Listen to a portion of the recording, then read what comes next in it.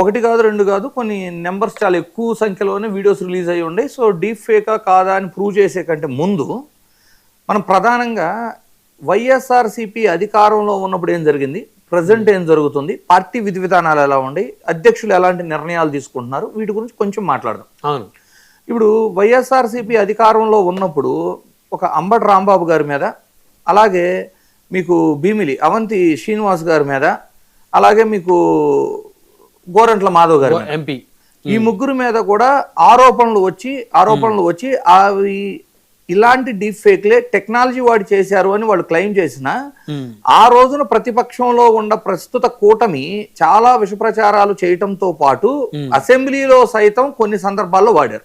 కానీ మీరు గుర్తుపెట్టుకోండి, లీగల్గా రజనీ మేడం గారు కూడా ఉన్నారు కాబట్టి ఆమెకైతే ఇంకా బాగా అర్థమవుతుంది. మ్యూచువల్ కన్సెంట్ ఉండి చేసేది వాళ్ళ పర్సనల్ లైఫ్ అవుతుంది. దాన్ని రాజకీయాల కోసమో రాష్ట్ర సిచ్యువేషన్స్కో వాడుకోవాల్సిన అవసరం ఎవరికి లేదు. ఈ 3 సందర్భాలు వైఎస్ఆర్సీపీ పేర్లు నేను ఏవైతే 3 పేర్లు చెప్పానో ఆ 3 సందర్భాలలోనూ ఏ బాధితురాలు నాకు అన్యాయం జరిగింది అని మీడియా ముందుకు కానివ్వండి, ప్రజల సమక్షంలో కానీ వచ్చి మాకు న్యాయం చేయండి, మాకు అన్యాయం జరిగింది అని చెప్పిన సందర్భం ఎక్కడా లేదు. కానీ ప్రస్తుత కూటమి ప్రభుత్వం అధికారంలోకి వచ్చిన తర్వాత ఒక ఆదిమూలం గారి విషయం తీసుకోండి, లేదు కిరణ్ రాయల్ గారి విషయం తీసుకోండి, జానీ గారి విషయం తీసుకోండి, లేదు ప్రజెంట్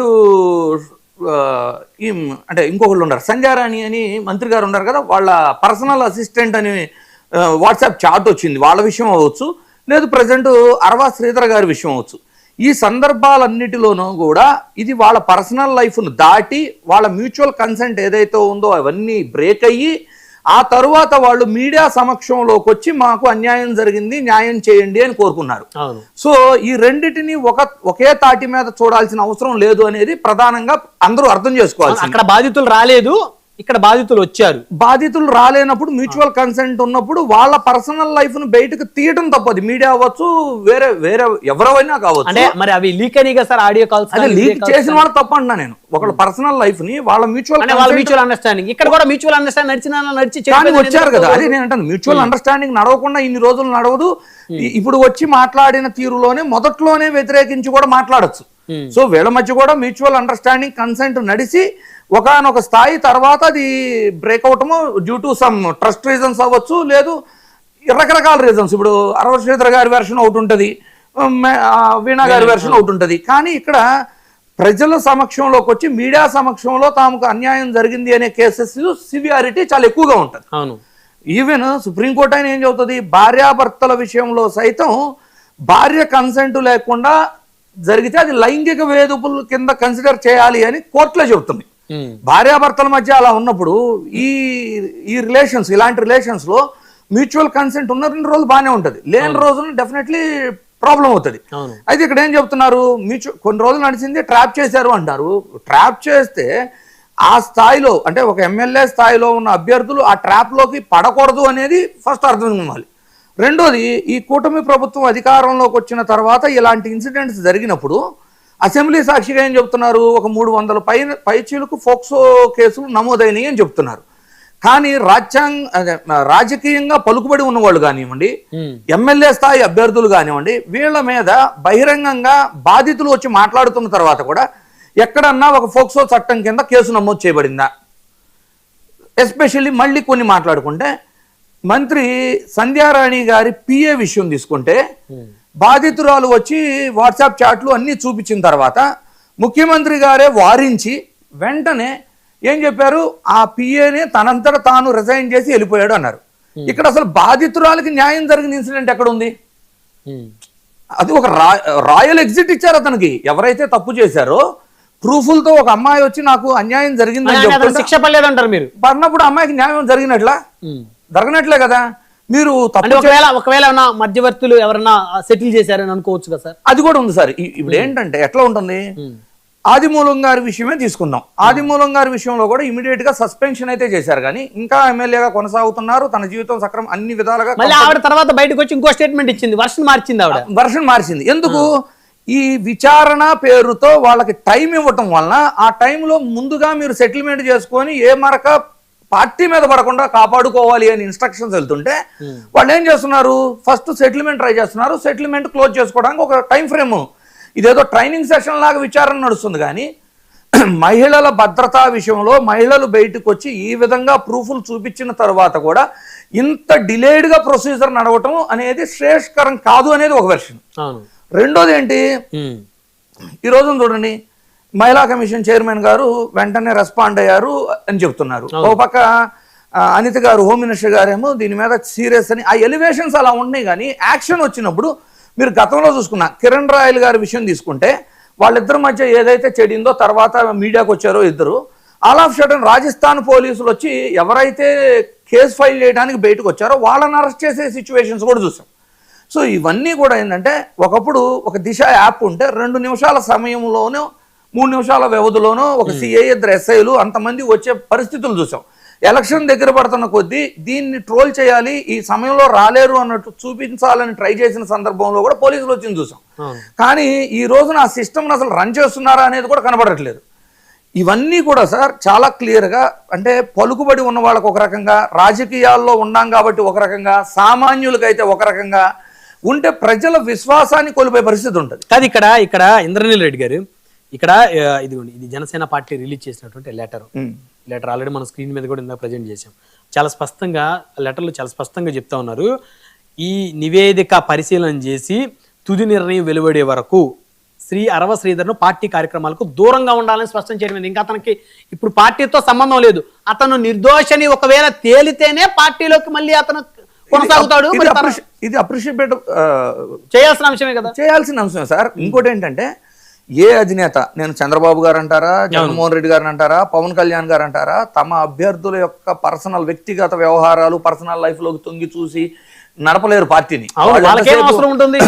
వాళ్ళు జనరల్ గా ఏం ఆలోచిస్తారు, ప్రజలకి మనం అధికారంలోకి వచ్చినప్పుడు ఏం చేయాలి, ప్రజలు ఎదుర్కొంటున్న సమస్యలను తెలుసుకోవడంలో కానివ్వండి, లేదు తమను నమ్మిన కార్యకర్తలకు ఇంకా ఏం చేయగలము, వీటి మీద దృష్టి ఉంటుంది. కానీ మన దగ్గర ఉన్న ఒక ఎమ్మెల్యే అభ్యర్థితో ఒక నాయకుడో ఈ విధమైన వ్యవహారాలు చేస్తున్నారా లేదా అని వాళ్ళ వ్యక్తిగత జీవితంలోకి తొంగి అయితే చూడరు కదా. సో ఇలాంటివి జరిగినప్పుడు డెఫినెట్లీ చేయగలిగే యాక్షన్ ఏదైతే ఉందో అది చేస్తున్నారు, దాన్ని అప్రిషియేట్ చేయాల్సిందే.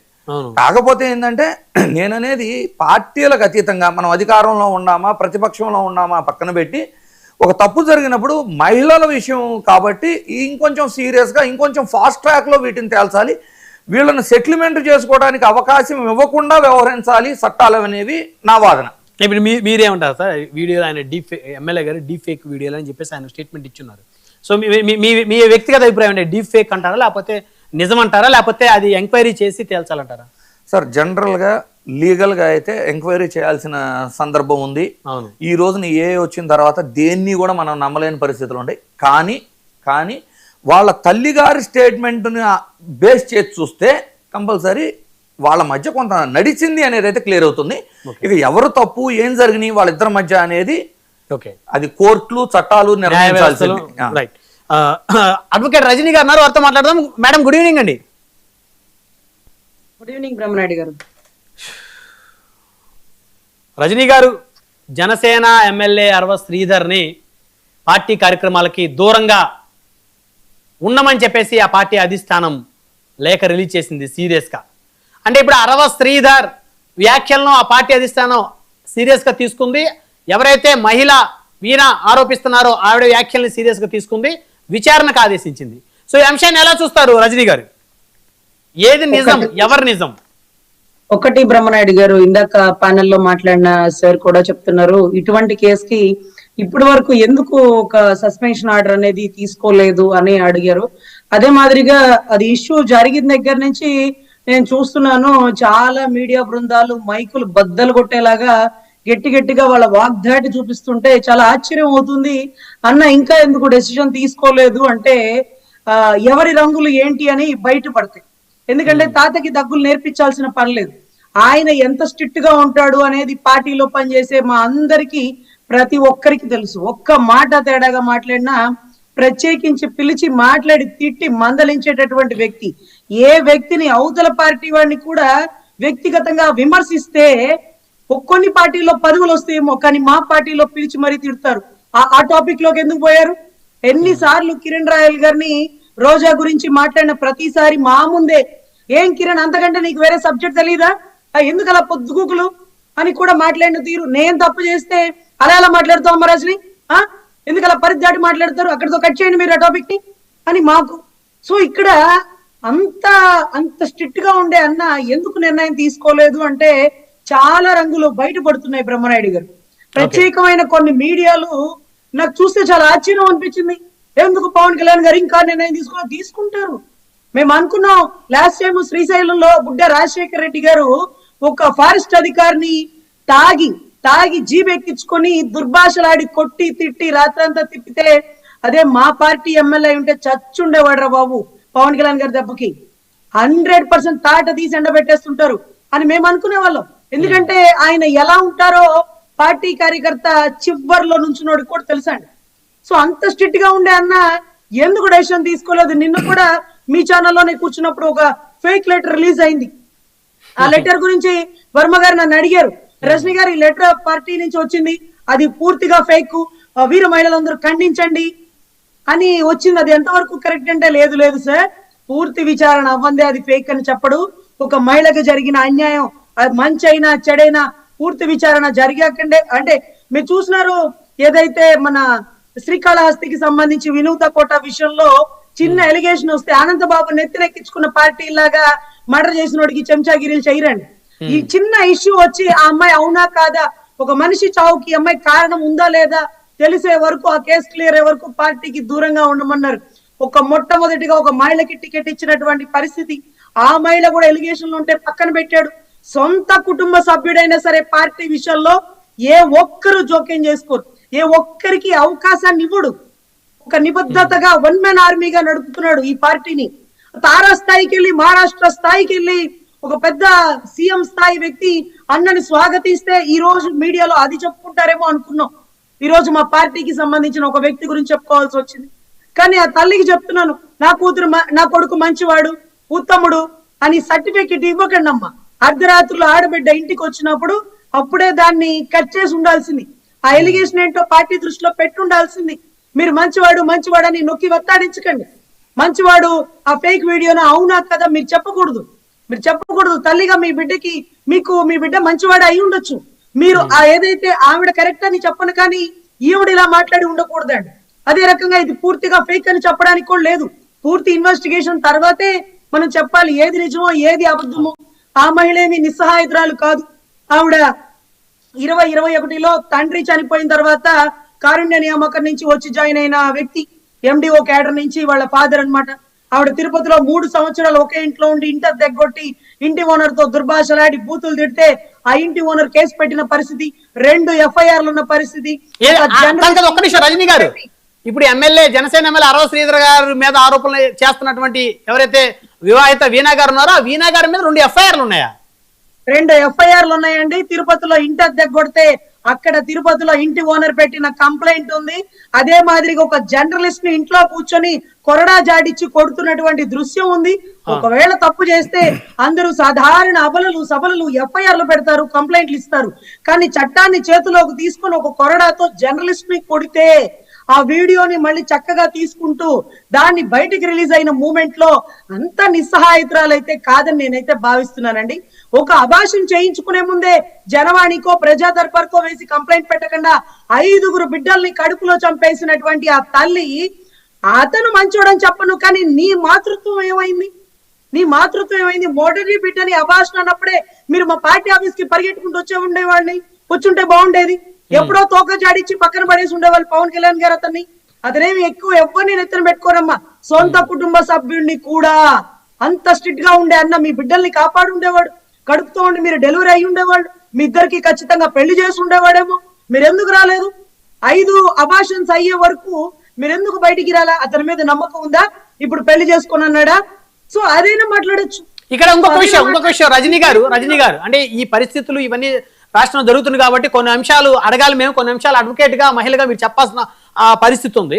ఇప్పుడు ఆవిడ వీణా గారు ఏమంటున్నారు, నన్ను మభ్యపెట్టారు, మోసం చేశారు, నన్ను నమ్మబలికారు, పెళ్లి చేసుకుంటానని చెప్పారని చెప్పేసి ఆవిడ స్టేట్మెంట్లు ఇస్తా ఉన్నారు. అయితే ఆల్రెడీ భర్త ఉన్నారు, భర్తతో ఇంకా తనకి విడాకులు అవ్వలేదు. భర్తతో విడాకులు అవ్వకుండా మరొక వ్యక్తితోటి సంబంధాన్ని కొనసాగించడం అనేది చట్టరీత్యా నేరం కాదా రజనీ గారు? 100% నేరం కాదండి. 497 అడల్టరీ అని సుప్రీంకోర్టు ఒక అద్భుత చట్టాన్ని ఇచ్చింది. అదే గతంలో ఒకసారి రోజా గారు మాట్లాడారు చూడండి, నువ్వెవడరా అడగడానికి, నా ఇష్టం అని అన్నారు చూడండి. అటువంటి అద్భుతమైన చట్టాలు ఉన్నప్పుడు వివాహిత స్త్రీ వేరెవరితోనైనా ఉండొచ్చు, కట్టుకున్న మొగుడు కూడా అడగడానికి లేదండి. అంత అద్భుతమైన చట్టాలు సుప్రీంకోర్టు వారు తీసుకొచ్చారు కాబట్టి మనం ఏమనలేం. కానీ ఈ రోజు ఒక ఎమ్మెల్యేని పెళ్లి చేసుకోమని ఎమ్మెల్యేని ప్రెజర్ పెట్టేటప్పుడు భర్త నుంచి విడాకుల కాగితం తీసుకొని వచ్చి ప్రొడ్యూస్ చేసి ఉండాల్సింది, బాగుండేది. కానీ తీసుకురాలేదు, ఇతను పెళ్లి చేసుకోమని ప్రెజర్ పెట్టింది. పోనీ ఇతను పెళ్లి చేసుకుంటానంటే ఆవిడికి విడాకులు అవ్వకుండా ఈ పెళ్లి ఎలా లీగలైజ్డ్ అవుతుంది? అవ్వదు కదా. మరి అతనేం అడుగుతాడు, నీ భర్త నుంచి విడాకులు అడుగుతాడు కదా. మరి భర్త నుంచి విడాకులు తీసుకురాకుండా ఆవిడ బలహీనురాలు. ఇంకొకటి 376 రేప్ కేసు పెట్టడానికి consent sex is not consider the rape and కర్నూలులో ఇప్పుడు కూడా ఒక కేసు పని మీద నేను ఇన్ కెమెరా ప్రొసీడింగ్ చేసి వస్తూ ఉన్నాను. ఆ పోలీస్ వారు ఒక మహిళ వెళ్ళి కంప్లైంట్ ఇస్తే, లేదండి ఆ అమ్మాయి ఇష్టపడే ఆవిడ నాతో వచ్చిందంటూ అతను చెప్తే పోలీసు వాళ్ళు కేసు కట్టించుకోలేదండి. ప్రైవేట్ కంప్లైంట్ వేసి కర్నూలులో పోయిన నెల కూడా ఆర్గ్యుమెంట్ చెప్పొచ్చారు. సో కన్సెంట్ సెక్స్ అనేది రేప్ కాదు. ఆవిడ్ని బలవంతంగా కార్ లో బంధించి రేప్ చేస్తుంటే ఇంటికి వచ్చాక కంప్లైంట్ ఇవ్వాలా. చదువుకున్న అమ్మాయి ఏం కాదు, ఇంటి దగ్గర కూర్చున్న అమ్మాయి ఏం కాదు. చక్కగా 3 కోట్ల స్కామ్ లో ఎఫ్ఐఆర్లు కూడా ఉన్నాయి. 2-3 సార్లు ఎంక్వైరీ చేశారంట, ఎక్కడా దొరకలేదంట. ఆవిడ చెప్తుంది, అవును ఎఫ్ఐఆర్లు ఉన్నాయి, ఎంక్వైరీ చేశారు, నేనేమన్నా దొరికినానా, దొరకలేదే, నా తప్పేమీ లేదని వస్తుంది కదా అని. అంటే ఆల్రెడీ ఎఫ్ఐఆర్లు ఉన్నాయి, ఇన్ని కోట్లు డిమాండ్ ఏదో ఉంది. సార్, మహిళ 5 గర్భిణులు తీసుకోవడమే చాలా పాపం సార్. అది what ever it may be. కడుపులో బిడ్డని చంపడం అనేది అది అసలు అంత అనైతిక చర్య ఇంకోటి ఉండదు సార్. అతను ఎవరినో నమ్మి నీ బిడ్డను నువ్వు చంపుకోవడం ఏంటి? రావాలి కదా, బయటికి రావాలి కదా, నువ్వు కంప్లైంట్ ఇవ్వాలి కదా. ఇప్పుడు అతని నూడ్ వీడియోస్ బయట పెట్టి ఇది అతనే అంటే నువ్వేం చేయాలని నీ ఉద్దేశం? అతను ఒకళ్ళు పెళ్లి చేసుకోవాలని ఉద్దేశం ఉంటే మా పార్టీ ఆఫీస్కి రావాలి కదా, మా అన్నని అడగాలి కదా. నీ ఎమ్మెల్యే తప్పు చేసినాడు, పెళ్లి చేసుకుంటానని చేసుకోవట్లేదు, నా జీవితం ఏమైపోయిందని మమ్మల్ని అడిగి మేము చెయ్యకపోతే అప్పుడు మాట్లాడాలి కదా. మీరు డైరెక్ట్ గా వీడియోస్ పెట్టేసి అతను అలాంటి వాడు ఇలాంటి వాడు అంటే ఈ రోజు మీరు ఎలాంటి వాళ్ళని వెలికి తీస్తుంటే ఎన్ని విషయాలు వెలుగులోకి వస్తున్నాయి తల్లి, ఎన్ని విషయాలు వెలుగులోకి వస్తున్నాయి. సో ఖచ్చితంగా ఆవిడ కేసులు వేయొచ్చు, ఆవిడ కంప్లైంట్ పెట్టొచ్చు. గౌరవ పవన్ కళ్యాణ్ గారు అతను ఇమీడియట్ గా సస్పెండ్ కూడా చేయవచ్చు, తప్పు లేదు. ఏ తప్పుని ఎంకరేజ్ చేయడు. ఒక ఎవరెస్ట్ శిఖరవంత స్థాయికి పార్టీని తీసుకొస్తున్న టైంలో ఇలాంటి చిన్న చిన్న విషయాలకి ప్రలోభపడాడు సార్. ఖచ్చితంగా కట్ చేస్తారు. కాకపోతే ఎవరు సొంతం ఎవరు పరాయి అనేది కష్టకాలంలోనే బయటికి తెలుస్తుంది కాబట్టి చాలా మీడియా బృందాలు బయటకు వచ్చినాయి. వాళ్ళ గురించి రేపో మాపో కూడా తెలుస్తుందండి. రైట్, 1 by 1 మాట్లాడదాం మేడం. కోటిపల్లి అయ్యప్ప గారు ఉన్నారు మనతో, హైకోర్టు అడ్వకేట్. అయ్యప్ప గారు, గుడ్ ఈవినింగ్ అండి. వెరీ గుడ్ ఈవినింగ్ అండి. అయ్యప్ప గారు, ఈ అంశం ఎలా చూడాలి? జనసేన ఎమ్మెల్యే పైన వేటు పడుతుందా? ఇక్కడ ప్యానెల్లో ఉన్న నా సభ్యులకి, నా సోదరి రజనీ గారికి గుడ్ ఈవినింగ్ అండి. ఇక్కడ నేను ఒకటే చెప్తాను, ఏంటంటే అండి 6 నెలల కాలంలో మినిమం ఒక అబార్షన్ జరుగుతుందండి. ఇక్కడ 18 నెలల సాన్నిహిత్యంలో 6 అబార్షన్లు జరిగాయి అనేది ఏ ట్రయల్ కోర్టు కూడా నమ్మదు. ఏ ట్రయల్ కోర్టు కూడా మెడికల్లో కూడా 6 అబార్షన్లు within span of time లో జరుగుతాయి అనేది ఏ డాక్టర్ చేయరు. ఆమె బయట పెట్టినటువంటి వివరాల్లో ఆమె ఏ హాస్పిటల్లో అబార్షన్ చేయించింది, డాక్టర్ ఎవరు, ఎప్పుడు అబార్షన్ చేయించారు, ఆ మెడికల్ రిపోర్ట్స్ కూడా ఎక్కడ సబ్మిట్ చేయలేదు. కేవలం ఆయన ఏదో నూడుగా ఉన్నటువంటి 2-3 వీడియోలు మాత్రం పెట్టింది. అవి కూడా నిజమా కాదా అని చెప్పడానికి RFSL పంపించాలి, రీజనల్ ఫోరెన్సిక్ సైన్స్ ల్యాబ్ అని ఒకటి ఉంటుందండి. అవి నిజమా కాదా అని చెప్పి మీరు నేను నిర్ధారణ చేయడం కాదు, అది చట్ట ప్రకారంగా ఒక కోర్టు యొక్క అనుమతితో ఏ ఆధారాలు అయితే ఉన్నాయో అవన్నీ కూడా RFSL పంపించాలి. ఆమె దగ్గర ఉన్నటువంటి ఎవిడెన్స్ ఏదైతే ఉందో ఎవిడెన్స్ యాక్ట్ సెక్షన్ 65 ప్రకారం అది సర్టిఫికేట్ చేసుకుని ఆవిడ కేసు నమోదు చేస్తే క్రిమినల్ ఎంపీగా ఆధారాన్ని నమోదు చేయవలసినటువంటి అవసరం కూడా ఉంది. ఇవన్నీ ట్రయల్ జరుగుతాయండి. ఇప్పుడు జనసేన ఎమ్మెల్యే తప్పు చేశాడా లేకపోతే వీణా గారే తప్పు చేశారా అనేది మనం చెప్పలేమండి. 18 నెలల కాలంలో ఒక ప్రభుత్వ ఉద్యోగిని, ఒక ప్రభుత్వ ప్రజాప్రతినిధి ఇంత దారుణంగా మోసం చేస్తే 18 నెలల పాటు నువ్వు ఇష్టపడే కదా సాన్నిహిత్యం చేసింది అతనితోటి, నువ్వు ఇష్టపడే కదండి సాన్నిహిత్యం చేసావు అంటే ఇష్టం లేకుండా ఎందుకు చేసావు అంటే ఈవేళ నిన్ను పెళ్లి చేసుకుంటాను మోసం చేశాడు అంటున్నావు. ఆల్రెడీ ఒక వ్యక్తితోటి నీకు పెళ్ళయ్యి విడాకులు పొందకుండా నువ్వు ఒక ప్రభుత్వ ఉద్యోగి, చట్టాల మీద కొంచెం కాకపోయినా కొంచెం అయినా అవగాహన ఉంటది, విడాకులు కాకుండా నీకు ఎలా పెళ్లి చేసుకుంటా అన్నారు? ఇక్కడ ఇంకో క్వశ్చన్ ఏంటంటే, తన ఏదైతే వాళ్ళ యొక్క కాల్ డేటా అనేది RFSL పంపించాలి, CDR వేయాలి. ఇక్కడ ఒక విషయం అండి, జనసేన పార్టీలో ఎవరు తప్పు చేసినా వాళ్ళ మీద విచారణ జరిగే వరకు కూడా వారిని పార్టీ కార్యక్రమాలకి దూరం పెట్టడం అనేది ఒక మంచి సాంప్రదాయంగా నేను జనసేన పార్టీని, కోట వినుత గారు కానీ, అలాగే కొవ్వూరు ఇన్ఛార్జ్ ఎమ్మెల్యే రామారావు గారు కానీ, అలాగే వరుపుల కానీ, పాడు మాజీ అధ్యక్షుడు చనిపోయారు, ఆయన కానీ ఎవరి మీదైనా సరే దూరంగా పెట్టి, కిరణ్ రాయల మీద దూరంగా పెట్టి ఎంక్వైరీ చేస్తున్నారు. ఇక్కడ ఎంక్వైరీ చేసే నిమిత్తంలో ఒకటి మటుకు నేను కొంచెం నాకు అంటే పార్టీ జనసేన అయినా కానీ జనసేన పార్టీ మీద వచ్చినటువంటి ఎలిగేషన్స్, ఎమ్మెల్యే మీద వచ్చిన ఎలిగేషన్స్ పార్టీలో ఉండేటువంటి పెద్దలతో చేయించడం అనేది నేను యాజ్ అడ్వకేట్ గా ఖండిస్తున్నాను.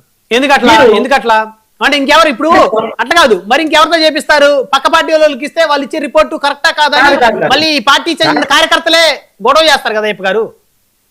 దాన్ని సుమోటోగా బోలన్ని సంస్థలు ఉన్నాయి, ఇంటెలిజెన్స్ ఉన్నది మన ఆంధ్ర రాష్ట్రంలో, CID విభాగం ఉంది.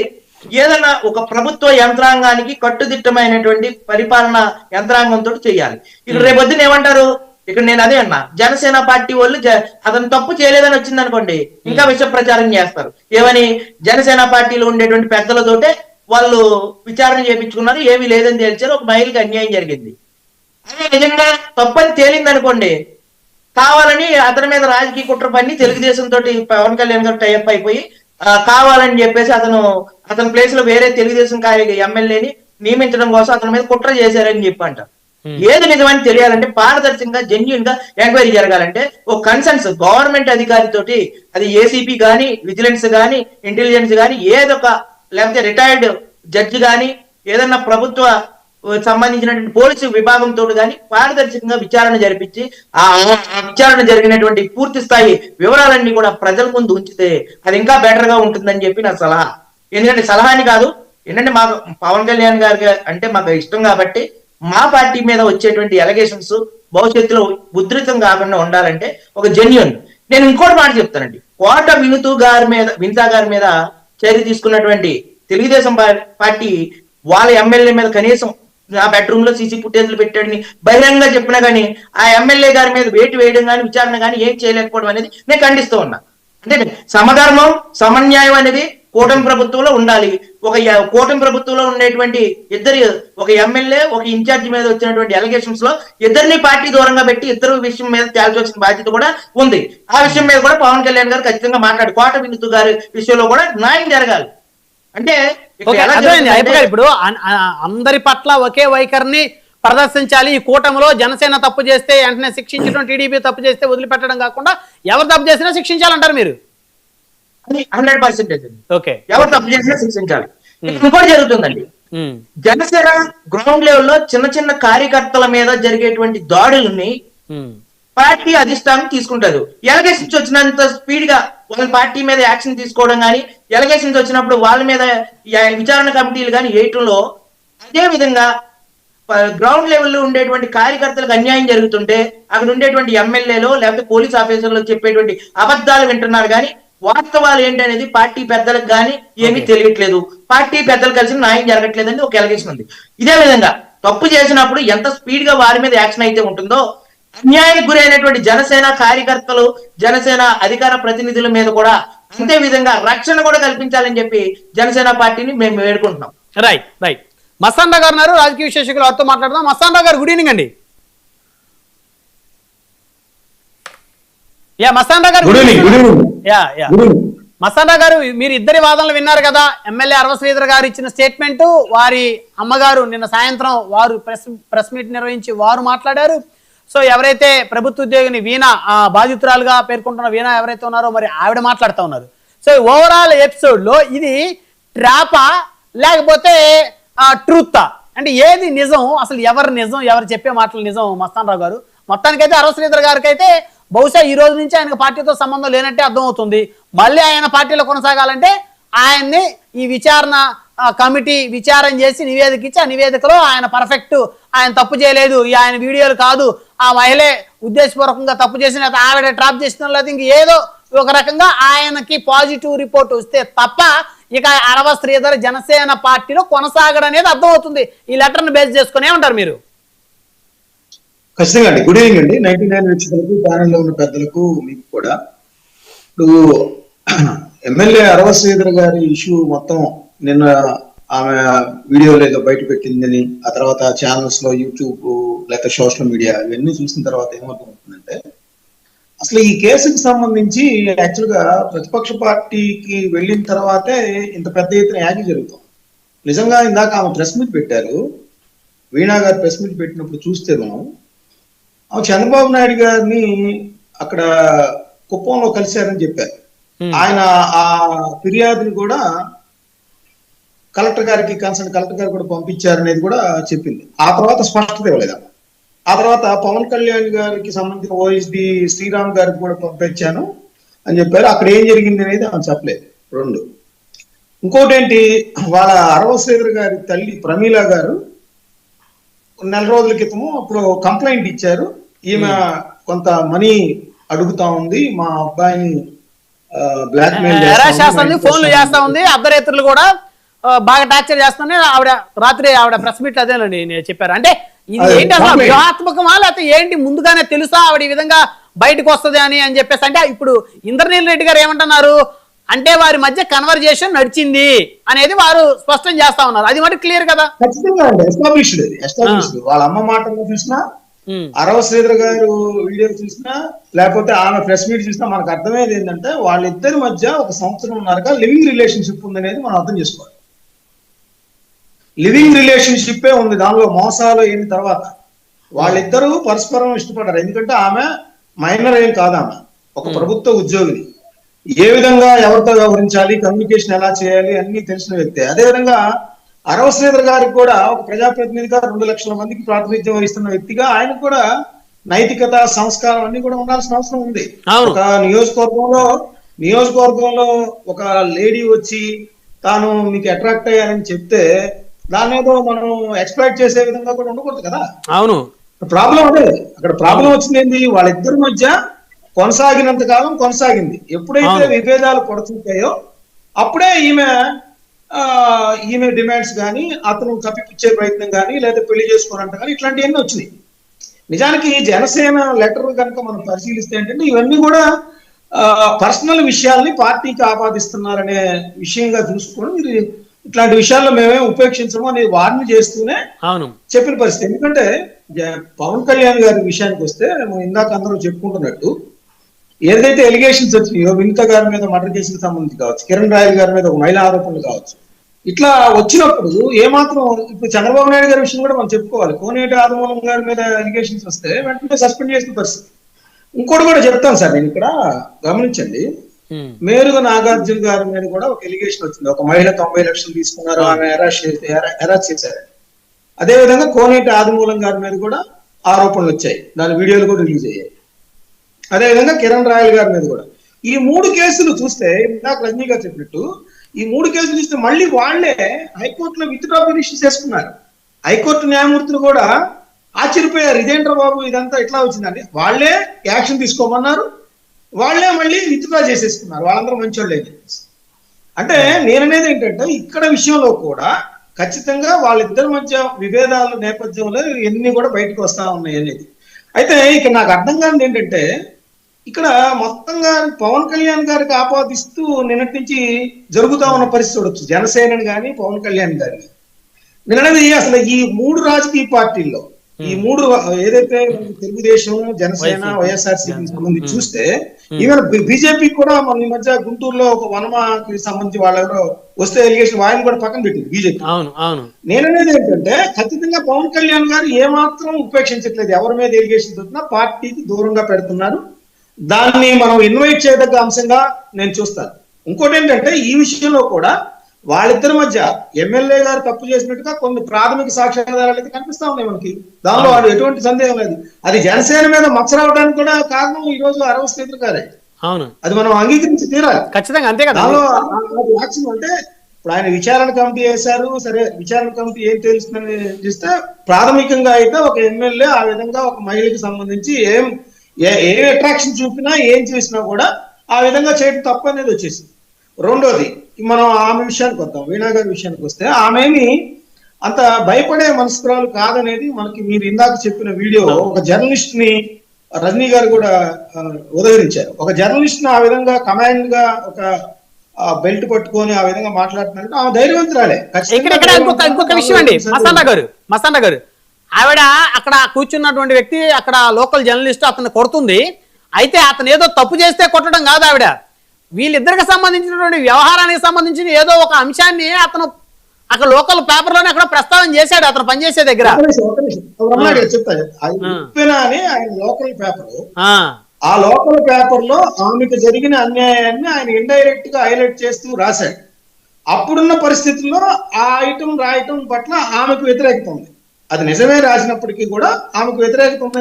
అంటే వారిద్దరు అండర్స్టాండింగ్ లో ఉన్నారు. అరవశ్రీధరు వీణ అండర్స్టాండింగ్ లో ఉండబట్టే ఆవిడ ఎందుకు బయట పెట్టావు మా విషయం, నేనేమైనా చెప్పానా, నేనేమన్నా బాధపడ్డానా అని చెప్పి కొడుతుంది అతన్ని.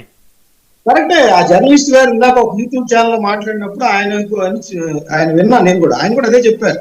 నేను ఆమెకేదో న్యాయం చేద్దామని నేను ఐటమ్ రాస్తే నేనే బాధితుడిగా మారాల్సి వచ్చింది అనేది కూడా అతను చెప్పినది కూడా నేను విన్నాను ఒక యూట్యూబ్ ఛానల్ లో చూసేది. అంటే నేనేమంటానంటే ఓకే, ఆమెకి న్యాయం జరగాలి. ఒక మహిళకి అన్యాయం జరిగితే ఎవ్వరం కూడా ఇక్కడ కూర్చుని డిబేట్ లో వాళ్ళందరూ ఇందాక ఏకాభిప్రాయం, మహిళకి అన్యాయం జరిగితే ఖచ్చితంగా అరవశేఖర్ గారు ఏమి చేసి ఉన్నా కూడా ఆయనకి శిక్షించబడాలి, ఆమెకి న్యాయం జరగాలి. దానిలో ఎటువంటి సందేహం లేదు.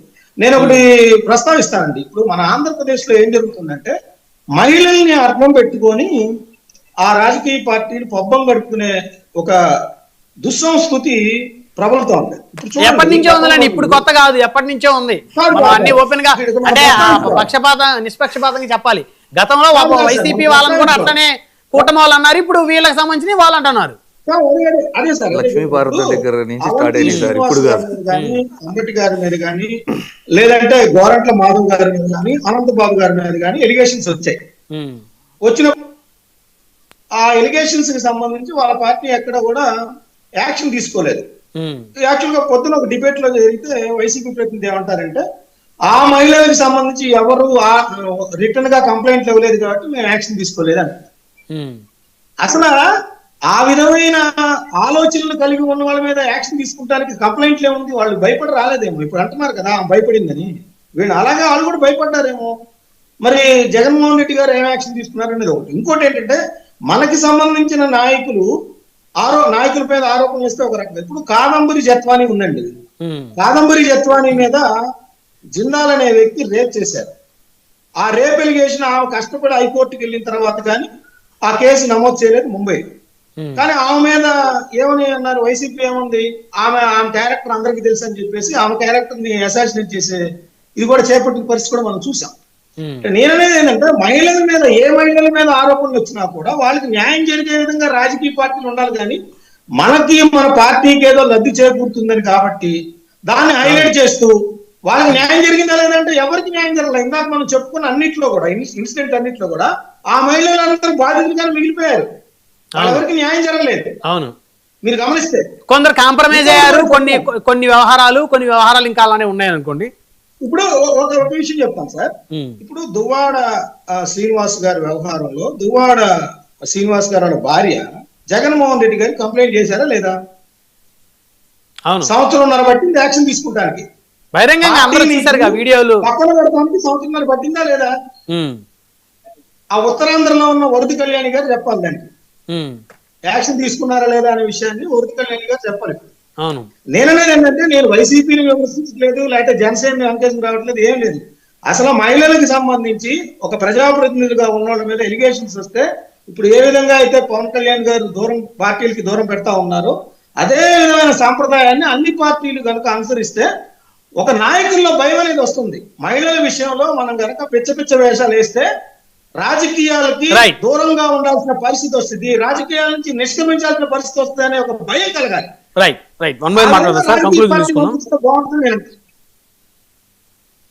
ఇంద్రనీల్ రెడ్డి గారు, సార్ ఈ వ్యవహారం మొత్తంలో ఇప్పుడు ప్యానలిస్టులు మాట్లాడిన తర్వాత ఒక 2 minutes వాళ్ళు మాట్లాడిన దాంట్లోంచి తీసుకుందాం. పవన్ కళ్యాణ్ గారు అటవీ శాఖ అనేది వారి దగ్గరే ఉన్నప్పుడు బుడ్డా రాజశేఖర రెడ్డి గారు ఉదాంతం చెప్పి రజనీ గారు ఏం చెప్తున్నారు అంటే అదే జనసేన క్యాండిడేట్ అయి ఉంటే వేరే విధంగా ఉండేది అంటున్నారు. మీరు జనసేన వాళ్ళకి మాత్రమే ఉప ముఖ్యమంత్రి లేదు పర్టికులర్ అటవీ శాఖ మంత్రి కాదు, మీ శాఖలో అది టీడీపీ వాళ్ళు అయినా కూడా వాళ్ళకు కూడా శిక్షించాల్సిన బాధ్యత ఆ శాఖ ఉన్న అధికారి అంటే చెయ్యాలి. అయితే ఈ ఎంటైర్ ఎపిసోడ్ లో మీరు కానీ చూసుకుంటే శ్రీకాళహస్తి ఎపిసోడ్ తీసుకున్నా కూడా వాళ్ళ బెడ్రూమ్ లో కూడా కెమెరాలు పెట్టారు అని కోటా వినోద్ గారు అంత క్లెయిమ్ చేసి మీడియా ముందుకు వచ్చి మాట్లాడిన తర్వాత కూడా కనీసం ఒక అపాయింట్మెంట్ కూడా ఇవ్వలేకపోయారు. ఒక అపాయింట్మెంట్ వినోద్ గారికి అంటే ఒక నియోజకవర్గపు ఇన్ఛార్జిని సైతం పక్కన పెట్టేశారు. అవతల పక్క అంటే కూటమిలోనే ఉన్న టీడీపీ వాళ్ళు కనీసం విచారణ అసలు నిజమా కాదా, ఆరోపణలు నిజమా అనే ఎంక్వైరీ కూడా చేయలేదు. ఇవన్నీ ఇప్పుడు మాట్లాడుకునేవి మనం. సో నేనేమంటాను, ఇంకోటి ఏంటి, వీణ గారు డైరెక్ట్ గా జనసేన ఆఫీస్కి వచ్చి మాట్లాడచ్చుగా అన్నారు. వీణ గారు చెప్పింది నిజమో కాదో నేను ఇప్పుడు చెప్పట్లేదు. వీణ గారు ఇచ్చిన ఇంటర్వ్యూలో అయితే అంటే ప్రెస్ మీట్ లో అయితే ఆమె ఏం చెప్పారు అంటే పవన్ కళ్యాణ్ గారు ఓఎస్డి గారికి చెప్పిన తర్వాత ఆ నెక్స్ట్ డేనే అంటే ఫోన్ లో కన్వీ చేసిన తర్వాత ఇది చెక్ చేసుకోవాలంటే ఫోన్ రికార్డ్స్ ఆమె చెప్పిన స్టేట్మెంట్ అకార్డింగ్ లో చెక్ చేసుకోవచ్చు. ఇప్పుడు నేనేమి ఇది జరిగిపోయిందని ప్రూవ్ అంటే కన్ఫర్మ్ చేయట్లా. ఆమె చెప్పిన స్టేట్మెంట్ వైజ్ ఆ ఓఎస్డి గారికి చెప్పిన నెక్స్ట్ డేనే ఆ లెటర్ రిలీజ్ చేశారు. ఏదన్నా తప్పులు జరుగుతుంటే వాటిని డ్యామేజ్ కాకుండా కంట్రోల్ చేసుకొని కవర్ చేసుకోండి అనే టైప్ లో లెటర్ రిలీజ్ చేశారు అన్నారు. అది చేయటం తప్పని చెప్పలేదు కదా ఆయన కూడా. గతంలో వైఎస్ఆర్సీపీ మీద వాళ్ళు ఆరోపణలు చేసినప్పుడు కూడా ఏది రాంబాబు గారి విషయం అవ్వచ్చు, ఇట్లా గోరంట్ల మాధవ్ గారి విషయం అవ్వచ్చు, అవంతి గారి విషయం అవ్వచ్చు, కొన్ని సందర్భాల్లో అది మితిమీరి అసెంబ్లీ సాక్షిగా నేను ఇది కూటమా అంటే జనసేన వాళ్ళు అన్నారా టీడీపీ వాళ్ళు అన్నారా అట్లా అసెంబ్లీలో కూడా ప్రస్తావించిన సందర్భాలు ఉన్నాయి. ఇప్పుడు వైఎస్ఆర్సీపీ ఏం చేస్తుంది, ప్రతిపక్షంలో ఉంది కాబట్టి డెఫినెట్లీ ఇలాంటి ఒక ఇన్సిడెంట్ని అడ్వాంటేజ్ తీసుకొని వాళ్ళని అధికారంలో ఉన్న వాళ్ళని ఇరుకుని పెట్టడానికి ప్రతిపక్షంగా మాట్లాడటము, దీన్ని అగ్రెసివ్ గా తీసుకెళ్లటము, ప్రజల మద్దతు, మహిళా ఓట్ల దండుకోవాలని ఒక ఐడియా ఉంటుంది. వాళ్ళు చేయటం వరకు యాజ్ ఏ పొలిటికల్ స్ట్రాటజిస్ట్ గా నేనైతే ఓకే వాళ్ళ స్ట్రాటజీ ఏదనుకుంటా. కానీ ఈ కూటమిలో జనసేన ఎంత నిబద్ధతతో టీడీపీ పక్షాన ఉందో కానీ టీడీపీ అంతే నిబద్ధతతో జనసేనతో కూడా ఉందా అంటే లేదని మాత్రం చాలా స్పష్టంగా జనసేన నాయకుల నుంచి కానివ్వండి, జనసేన కార్యకర్తల నుంచి కానివ్వండి మనం చూస్తున్న ఇన్సిడెంట్స్, ఒక శ్రీకాళహస్తి ఇన్సిడెంట్ అవ్వచ్చు, బుడ్డా రాజశేఖర రెడ్డి గారి ఎపిసోడ్ అవ్వచ్చు, లేదు అంటే కాశీనాయనలో ఫారెస్ట్ వాళ్ళు అక్కడ కొంత డ్యామేజ్ జరిగింది. ఏది కాశీనాయన టెంపుల్ కి డ్యామేజ్ ఏమో పవన్ కళ్యాణ్ గారికి, ఎందుకంటే ఆ శాఖ ఆయన దగ్గర ఉందని. ఆయన ఏం తెలిసి పంపించి ఇంటెన్షనల్ గా చేయరు కదా. కానీ దాన్ని వెళ్ళి కవర్ చేసి దీన్ని నేను రీఎస్టాబ్లిష్ చేస్తాను నేను కూడా పవన్ కళ్యాణ్ గారిని తీసుకెళ్లకుండా లోకేష్ గారు వెళ్ళి అడ్రస్ చేస్తారు. సో ఇవన్నీ ఎలా ఉంది అంటే పవన్ అంటే జనసేన ఎంత కమిటెడ్ గా కూటమి తరపున ఉందో అంతే కమిటెడ్ గా టీడీపీ అయితే లేదు అనేది పలు సందర్భాల్లో కనబడుతుంది. ఎస్పెషల్లీ ఇప్పుడు శ్రీధర్ గారి ఎపిసోడే మళ్ళీ వద్దాం ఒకసారి. ఇప్పుడు చూడండి, ఆదిమూలం గారి విషయం అవ్వచ్చు, సంధ్యారాణి గారి పిఏ విషయం అవ్వచ్చు. అంటే టీడీపీకి అనుకూలమైన మీడియాలో దీన్ని ఎలా ప్రొజెక్ట్ చేసి చూపించారు. ఈ రోజున శ్రీధర్ గారి ఎపిసోడ్ ని నిన్నటి రోజున మహాన్యూస్ లో ఎలా చూపిస్తారు, ఆ లెటర్ రిలీజ్ చేశారా అంటే ఆయనకు ముందే తెలుసా, తెలిసి కూడా డ్యామేజ్ జరిగిందా అంటే ప్రతిపక్షంలో ఉన్న వైఎస్ఆర్సీపీ వాళ్ళు ఓట్లు రాజకీయం కోసం చేయటం కొంతమేర వాళ్ళ రాజకీయ ధర్మం అనిపించిద్దేమో కానీ వాళ్ళకి కూటమిలో అంటే జనసేన పవన్ కళ్యాణ్ గారి మద్దతుతో ఓట్లు వేయించుకొని అధికారాన్ని చలాయిస్తున్న వాళ్ళు పదే ప్రతి ఇన్సిడెంట్ లోనూ జనసేనని ఏదో విధంగా హ్యూమిలేట్ చేయాలి, జనసేనని ఏదో ఒక విధంగా వాళ్ళని తగ్గించి చూపించాలని వ్యవహరిస్తున్నప్పుడు పవన్ కళ్యాణ్ గారు ఉన్న కమిట్మెంట్ అవతల సైడ్ లేనప్పుడు ముందు రోజుల్లో డెఫినెట్లీ ఇష్యూస్ అవుతాయి. ఇందాక ప్యానలిస్టులు అదే కదా అడుగుతున్నారు, కింద స్థాయిలో కూడా ఏదన్నా ఇబ్బందులు జరుగుతున్నా కూడా ఇమీడియట్ గా విచారణ కమిటీలు అన్ని వెయ్యాలి, చూడాలి అంటున్నారు. ఒక ఎగ్జాంపుల్ కోటా వినోద్ గారు ప్రెసెంట్ నిన్న చూడండి టీడీపీ మీడియాలోనే కదా టార్గెట్ చేసి పవన్ గారిని టార్గెట్ చేసింది వాళ్లే కదా. సో ఇది నా కంక్లూజన్ సార్. కూటమిలో ఇద్దరి మధ్య ఒకళ్ళకు ఉన్న కమిట్మెంట్ రెండో వాళ్ళకి లేదు అనేది మాత్రం చాలా క్లియర్ కనబడుతుంది. ఓకే రజనీ గారు కంక్లూజన్. సార్ ఏదైతే ఒక గొప్ప అవకాశం సర్పంచ్ స్థాయి నుంచి ఎమ్మెల్యే స్థాయికి వచ్చిందో అతనికి చాలా నిబద్ధతగా పనిచేసి ఉండాల్సింది సార్. కానీ ఇంత సమయాన్ని వెచ్చించి ఆవిడతో ఎక్కువ సమయాన్ని కేటాయించడం అనేది అతని తప్పు అంటే నాకు అర్థం కాలేదు సార్. చుట్టుపక్కల ఉండేటటువంటి పార్టీ ఇన్ఛార్జ్లు, కార్యకర్తలు, చాలా మంది జనసేనకి సంబంధించిన సీనియర్స్, ఇది ఒక అర్ధరాత్రికి జరిగింది కాదు కాబట్టి, ఎప్పటి నుంచో జరుగుతుంది కాబట్టి పార్టీ అధిష్టానానికి ఎందుకు కంప్లైంట్ రూపంలో ఇచ్చి ఉండలేదు? అప్పటి నుంచి రెక్టిఫై చేస్తే ఈ తప్పు జరగకుండా ఉండిద్ది కదా. అంటే పిల్లలు తప్పు చేసినప్పుడు ఎవరు పిల్లల్ని అడగరు, తల్లిదండ్రులను అడుగుతారు, ఏమయ్యా ఇలా పెంచినారా, ఇలా చేసినారా అని. ఇప్పుడు పవన్ కళ్యాణ్ గారు ఏం చేస్తారంటే ఆ పార్టీకి సంబంధించిన సీనియర్ ఇన్ఛార్జీలందరినీ పిలిపించి ఇది ఎప్పటి నుంచి జరుగుతుంది, ఇది మీ దృష్టిలో ఉందా? ఆవిడ అన్ని చోట్ల అతనితో కలిసి ట్రావెల్ చేస్తుందట కదా, మీకు ఎలిగేషన్ వచ్చి డౌట్ వచ్చిందా? అక్కడికి తీసుకువెళ్తుందని, లేకపోతే అర్ధరాత్రులు వస్తుందని వాళ్ళ తల్లి కూడా స్టేట్మెంట్ ఇస్తుంది కదా. మరి ఏం చేస్తున్నారు మీరు చేసే పనుల వల్ల పార్టీకి చెడ్డ పేరో, లేకపోతే ఇంత కష్టపడి ఒక ఎవరెస్ట్ శిఖరం లాగా తీసుకెళ్దామన్న తపనంతో నాకు చెడ్డ పేరో వస్తుందని ఈ రోజు ఆయన ఒక కమిటీ వేసి ఖచ్చితంగా దాన్ని రెక్టిఫై చేస్తారేమో సార్. కానీ ఇక్కడ సార్ చెప్తున్నట్టుగా 100 కోట్ల స్కామ్ ఉందని పోలవరం ఎమ్మెల్యేని బయటకు పెట్టినటువంటి టీడీపీ సీనియర్ నేత గాని, ఉంగుటూరు ఎమ్మెల్యే చేసినటువంటి అరాచకాలు కోట్లు దొబ్బి తింటున్నాడని టీవీ5 లో వచ్చిన కథనాలు గాని, సీనియర్ నాయకుడైనటువంటి పంత నానాజీ గారి మీద పడినటువంటి ఎలిగేషన్స్ కానీ, what ever it may be sir, జనసేనలో ఉండే 21 ఎమ్మెల్యేలో ఆల్మోస్ట్ ఒక 3-4 తప్ప మిగతా వాళ్ళందరూ కూడా ఒక ప్రత్యేకమైన మీడియాలో కథనాలతో చిత్రీకరించారు. ప్రత్యేకించి నాకు అర్థం కాలేదు, జనసేనని డ్యామేజ్ చేయాలని అనుకుంటున్న వారు శత్రువులా, మిత్రులా, కాలకేయులా, కట్టప్పలని తెలియని పరిస్థితి సార్. ఓకే, అంటే కాదు, మీడియా కథనాల గురించి వద్దులండి.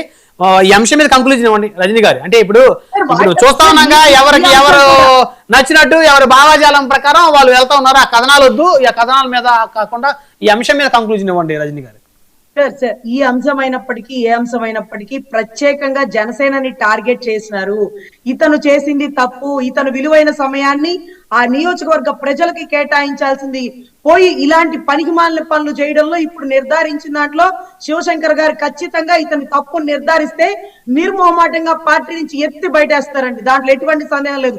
ఇకపోతే వినూత గారు, కోటా గారు ఏదైతే మాట్లాడదామని అవకాశం వస్తున్నా ఎందుకు ఇవ్వట్లేదంటే, ఒకవేళ తప్పు చేసినా ఒప్పు చేసినా మళ్ళీ పవన్ కళ్యాణ్ గారితో మాట్లాడితే చల్లబడిపోతారు, మెత్తగా మాట్లాడేస్తారు అనుకునే వాళ్ళకి పవన్ కళ్యాణ్ గారు స్ట్రిక్ట్ గా ఉంటారు, చాలా జాగ్రత్తగా నిబద్ధతగా ఉండాలా, చిన్న ఎలిగేషన్ వచ్చినా ఉపేక్షించడు, ఒళ్ళు దగ్గర పెట్టుకొని మీకు ఇచ్చిన పదవిని గాని అవకాశాన్ని గాని మీరు సద్వినియోగం చేసుకోవాలనేటటువంటి ఒక మెసేజ్ ఇస్తున్నారు సార్.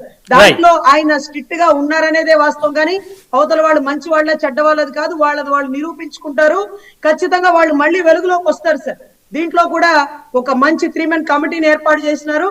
దాంట్లో అతని తప్పు ఉందని తెలిస్తే ఆమె ఎవరు ట్రాప్ చేసినా సార్, ఆమె ట్రాప్ లో ఇతను పడకూడదు. అంత ఖాళీగా ఎందుకుంటున్నాడు సార్? నియోజకవర్గ సమస్యలు, అసెంబ్లీ సమస్యలు, మా జనవాణి సమస్యలు, రోడ్లు లేవు, సరిగా ఇవి లేవు, ఇవన్నీ చూసుకోకుండా ఆవిడతో వీడియో కాల్లో కేటాయించే సమయం అలా, ఆవిడతో హనీ ట్రాప్ లో పడ్డాలా, అర్ధరాత్రులు ఆవిడ ఇంటికి రావడాలా, అంత టైం ఎక్కడుంది? అందరికీ రాని అవకాశం మీకు వచ్చింది కదా, వచ్చినప్పుడు ఎంత సద్వినియోగం చేసుకోవాలా? అన్న పేరు చెడిపోతలా? పార్టీని ఎంత కష్టపడి కాపాడుతున్న వ్యక్తికి ఈ రోజు మనం చెడ్డ పేరు తీసుకొస్తున్నాం అంటే ఎంత తప్పు ఆవిడది. 100% ఉన్నా 1% కూడా మీది ఉండకూడదు. మీరు సాధారణ కార్యకర్త కాదు, ఒక కీలక స్థాయిలో అందరినీ దాటి 21 సీట్లలో మీకు లాటరీ తగిలింది. ఆ అద్భుత అవకాశం మీకు వచ్చింది, దాన్ని సద్వినియోగం చేసుకోకుండా ఇలాంటి చెత్త పనులు చేస్తే పార్టీకి చెడ్డ పేరు కదా సార్. సో ఖచ్చితంగా స్ట్రిక్ట్ గా యాక్షన్ తీసుకుంటాడు, దాంట్లో ఎటువంటి సందేహం లేదు. ఈ కాస్త గ్యాప్ లో బయటకు వచ్చిన ప్రతి ఒక్కరు ముసుగులు బయటకు వస్తాయి. తాతకి దగ్గులు నేర్పించక్కర్లా, ఆయనకి బాధ్యతలు చెప్పక్కర్లా, మీడియా ముందు మైకులు బద్దలు కొడుతున్నటువంటి యాంకర్లకో, పార్టీ వాళ్ళకో, లేకపోతే ఇంకొకరికో చెప్తున్నాం, ఆయన అన్ని చేస్తాడు. కొంచెం టైం తీసుకుంటున్నాడు. రజనీ గారు అయ్యప్ప గారు కంక్లూజన్ ఇవ్వండి. ఇక్కడ వీణ గారు ఏదైతే ఆమె తన అత్యాచారానికి గురైందని చెప్పి మోసపోయానని చెప్తున్నారో, ఫస్ట్ ఇమీడియట్ గా సామాజిక మాధ్యమాల్లో వీడియోలు వైరల్ చేయడానికి, ప్రెస్ మీట్లు పెట్టడానికి ఉన్న సమయం కన్సర్న్స్ పోలీస్ స్టేషన్ కు వెళ్ళి తనకి ఏమైతే అన్యాయం జరిగిందో తన దగ్గర ఉన్నటువంటి ఆధారాలతోటి ఎమ్మెల్యే గారి మీద ఇంతవరకు నేను ఎక్కడ ఫిర్యాదు చేశానని పేర్కొనకపోవడం శోచనీయం. ఫస్ట్ మహిళ ఏం చేయాలి? ఎక్కడైనా అన్యాయం జరిగినప్పుడు ఏం చేయాలి? పోలీస్ స్టేషన్ కి వెళ్ళి, కన్సర్న్స్ పోలీస్ స్టేషన్ కి వెళ్ళి కంప్లైంట్ ఇవ్వాలి. ఇచ్చిన తర్వాత నేను పలానా పోలీస్ స్టేషన్ లో ఇలా ఇచ్చాను, నాకు అయినప్పటికీ పోలీసు వారు న్యాయం చేయలేదు, అధికార పార్టీలో ఎమ్మెల్యే కాబట్టి నాకు అన్యాయం జరుగుతుందని ఆధారాలతోటి మీడియా ముందుకు వస్తే కొంచెం ఆమెకి మాటల్లో నిజం అనేది తెలుస్తుంది. ఎందుకంటే ఇప్పుడు కర్ణాటకలో ఒక డీజీపీ గారి మీద కూడా ఇలాగ వేటు పడింది. ఆయన ఒక స్త్రీలోలుడు అని చెప్పి ఎవరికెవరు లేకపోయినా సరే, ఆ అమ్మాయి కంప్లైంట్ ఇవ్వకపోయినా సరే అతను చేసేటువంటి స్త్రీ పట్ల ఉన్నటువంటి లోలతనం, ఆయన స్త్రీలను వలపరుచుకునే స్థానం, ఇవన్నీ కూడా బయట సామాజిక మాధ్యమాల్లో చక్కర కొట్టిన జరిగింది. అలాగే కర్ణాటకలో మీరు గమనించే ఉంటారు, దేవేగౌడ ప్రధానమంత్రి యొక్క మనవడికి కూడా మొన్న యావజ్జీవ కారాగార శిక్ష ఒక అత్యాచారం కేసులో ఆయన పడడం కూడా జరిగింది.